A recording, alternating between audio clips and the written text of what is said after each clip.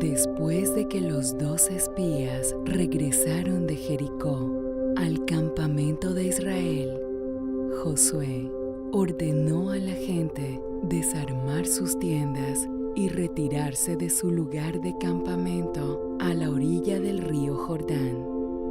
Entonces los sacerdotes desarmaron el tabernáculo y cubrieron el arca y todos los muebles en el lugar santo, y pasaron los postes a través de los anillos para cargar el altar, y se prepararon para abandonar el campamento. Al mismo tiempo, la gente desarmó sus tiendas, las enrolló, reunió sus rebaños y ganado, y se alistaron para marcharse. Entonces Josué dio la orden, y marcharon río abajo, el cual fluía alto y fuerte delante de ellos. Josué dijo: «Dejen que los sacerdotes lleven el arca del pacto al frente, y que haya un espacio entre él y el resto de la gente de 3000 pies. No se acerquen más que de ese espacio al arca». Y todo el pueblo se paralizó, haciéndose preguntas, mientras el arca era llevada sobre los hombros de los sacerdotes, muy por delante de las filas de los hombres, hasta que llegaron al borde del agua. No podían ver el arca, ya que estaba oculta, pero sabían que estaba bajo su cubierta sobre los hombros de los sacerdotes. Entonces Josué dijo a los sacerdotes: «Ahora entren al agua del río». Entonces algo maravilloso ocurrió. Tan pronto como los sacerdotes tocaron el agua en la orilla, el río arriba dejó de fluir, y lejos, río arriba, pudieron ver cómo el agua se elevaba y se amontonaba como una montaña, y bajo el lugar donde estaban parados, el agua corría hasta que quedó un amplio espacio seco, y las piedras se descubrieron en el lecho del río. Luego, a la orden de Josué, los sacerdotes cargaron el arca hasta el centro del suelo seco del río, y se quedaron ahí con ella sobre sus hombros. Y Josué dio la orden a la gente de que cruzara el río. Al frente venían los soldados de Rubén, Gad y la media tribu de Manasés, que ya habían recibido sus hogares en el este del río, pero estaban con las otras tribus para ayudar en la guerra. Después de ellos vinieron todas las otras tribus, cada una por sí misma, hasta que todas habían cruzado el río. Y todo ese tiempo los sacerdotes permanecieron en el lecho seco del río, sosteniendo el arca. Entonces Josué llamó a 12 hombres, un hombre de cada tribu, y les dijo: «Bajen al río y saquen de él 12 piedras, las piedras más grandes que puedan cargar, del lugar donde están los sacerdotes». Así lo hicieron, y con estas piedras Josué hizo una montaña de rocas en la orilla, y dijo: «Dejen que este montón de piedras permanezca aquí para recordar lo que ha ocurrido hoy. Cuando sus hijos les pregunten: ¿por qué están estas piedras aquí?, les dirán: porque aquí el Señor nuestro Dios hizo secar el río frente al arca del pacto, para que la gente pudiera cruzar a la tierra que Dios les había prometido a sus padres». Y Josué les dijo a estos 12 hombres que tomaran otras 12 piedras y las amontonaran en el lecho del río donde estaban los sacerdotes con el arca, para que estas piedras también pudieran recordar a todos quienes deberían ver la maravillosa ayuda de Dios a su pueblo. Cuando todo esto se hizo, y los 2 montones de piedras se amontonaron, uno en la orilla y el otro en el lecho del río.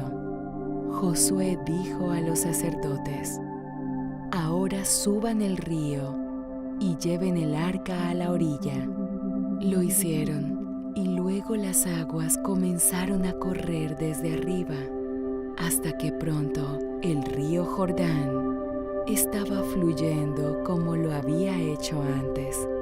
Así que ahora, por fin, los hijos de Israel estaban seguros en la tierra que Dios les había prometido a sus padres hace más de 500 años.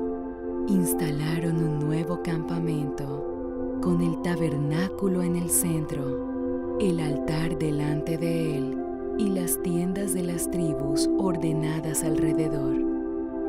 El lugar del campamento estaba cerca del río, en la llanura del Jordán, y se llamaba Gilgal. Y ahí se mantuvo el campamento principal de los israelitas durante todo el tiempo que estuvieron en guerra para ganar la tierra de Canaán. Cuando llegaron a la tierra, era el momento de la cosecha temprana, y en los campos encontraron granos y cebada en abundancia.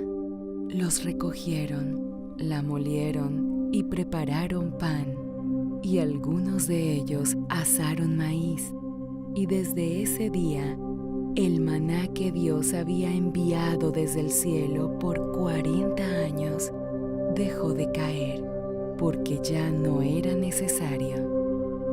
Ahí, a plena vista del nuevo campamento, se levantaban los fuertes muros de Jericó.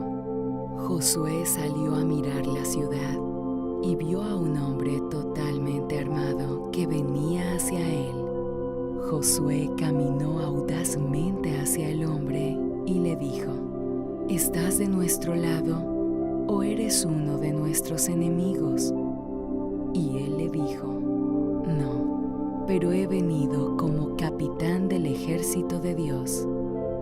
Entonces Josué vio que él era el ángel del Señor, y cuando se inclinó frente a él, dijo: ¿Qué mensaje trae mi Señor a su siervo? Y el capitán del ejército del Señor le dijo a Josué: Quítate los zapatos, porque es tierra santa la que estás pisando. Josué lo hizo, porque el que le estaba hablando no era simplemente un ángel, sino el propio Señor en forma de hombre. Y el Señor le dijo a Josué: Te he dado Jericó, y su rey, y sus poderosos hombres de guerra, y destruiré la ciudad de Jericó antes que tú. Entonces el Señor le enseñó a Josué el camino por el cual debía conquistar la ciudad. Y Josué regresó al campamento de Gilgal y se alistó para marchar como Dios le ordenó. Durante los siguientes 7 días, todo lo que sucedió fue de acuerdo a la palabra que el Señor le dio a Josué. Sacaron al ejército para luchar contra la ciudad. Al frente vinieron los soldados de las tribus al este del río. Después vino una compañía de sacerdotes con trompetas hechas de cuernos de carnero, que sonaban de forma prolongada y fuerte. Luego vino el arca del pacto, cargada sobre los hombros de los sacerdotes. Y por último, vino el ejército de Israel marchando en orden. Nadie gritó, ni se escuchó ningún ruido, excepto el sonido de las trompetas de cuerno de carnero. Marcharon alrededor de las murallas de Jericó una vez ese día, y luego todos regresaron al campamento. A la mañana siguiente, todos se formaron en el mismo orden, y nuevamente marcharon alrededor de las murallas de la ciudad, y así lo hicieron una y otra vez, marchando una vez al día durante 6 días. En el 7º día, por orden de Dios, se levantaron muy temprano en la mañana y no se detuvieron cuando marcharon una vez alrededor de las murallas. Siguieron marchando una y otra vez, hasta que habían recorrido las murallas 7 veces. Al pasar, vieron sobre una ventana en la pared una cuerda escarlata colgando, y sabían que esa era la casa de Rahab, quien le había salvado la vida a los 2 espías. Cuando terminó la 7ª marcha, todos se detuvieron. Incluso las trompetas cesaron, y por un momento hubo un gran silencio, hasta que se escuchó la voz de Josué: «Griten, porque el Señor les ha dado la ciudad». Entonces un gran ruido se escuchó desde el ejército. Todos miraron el muro y vieron que estaba temblando y estremeciéndose y cayendo. El muro cayó en todos los lugares menos en uno. Había una parte de la pared en pie, donde el cordón escarlata colgaba de la ventana. Y Josué dijo a los 2 espías: «Vayan y saquen a Rahab y a su familia y llévenlos a un lugar seguro». Entraron a la casa de Rahab por la pared y la sacaron, y con ella a su padre, a su madre y a toda su familia. Los cuidaron y los mantuvieron a salvo en el campamento de los israelitas hasta que terminó la guerra contra los pueblos de la tierra. Mientras algunos de los soldados cuidaban a Rahab, el resto del ejército subía por el muro en ruinas. Los habitantes de la ciudad estaban tan llenos de miedo cuando vieron que los muros se derrumbaban por todos lados, que no intentaron defenderse, sino que se hundieron indefensos y fueron asesinados o tomados prisioneros por los israelitas. Así fue tomada la ciudad con todo lo que tenía, pero a los israelitas se les prohibió usar por sí mismos cualquiera de los tesoros de la ciudad. Josué les dijo: «Nada en esta ciudad les pertenece. Es del Señor y debe ser destruido como una ofrenda al Señor». Así que reunieron todo el oro, la plata y las cosas preciosas, y todo lo que había en las casas.